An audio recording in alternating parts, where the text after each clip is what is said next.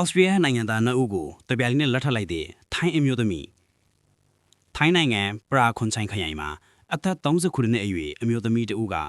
Austria အမျိုးသားနှစ်ဦးကိုတပွဲလဲနဲ့တပြိုင်နက်လက်ထပ်လိုက်တာကြောင့်လူပြောသူပြောတော်တော်လေးမြောက်နေပါတယ်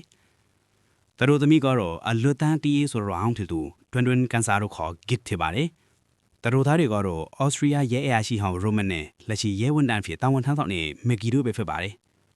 ထူးခြားတာကသူတို့သားနှစ်ယောက်ဟာခင်မီယင်းနီးအသွင်ချင်းတွေဖြစ်ပြီးအမျိုးသမီးတစ်ယောက်တည်းကိုပဲနှစ်ယောက်လုံးကချစ်မိသွားကြတာပါနောက်ဆုံးမှာတော့သူတို့၃ယောက်အတူတူဘဝကိုရှေ့ဆက်ဖို့သဘောတူခဲ့ကြပါတယ်ဖေဖော်ဝါရီလ28ရက်နေ့မှာကျင်းပခဲ့တဲ့ဒီမင်္ဂလာပွဲကိုဒေသရိုးရအတိုင်းရိုးရှင်းရှင်းလေးပဲလုပ်ခဲ့တာပါ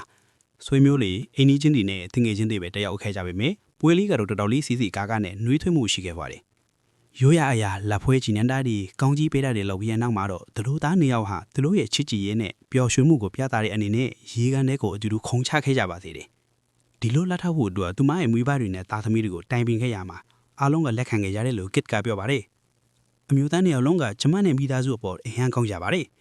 တချို့ကလူ3ယောက်အိမ်ထောင်ရေးကိုတပေါင်းမတူကြပေမဲ့မိသားစုကြားထဲမှာအချင်းချင်းနားလည်မှုရှိပြီးပျော်ရွှင်နေဖို့ကအရေးကြီးဆုံးလို့ယုံကြည်ပါတယ်လို့သူမကဆိုပါတယ်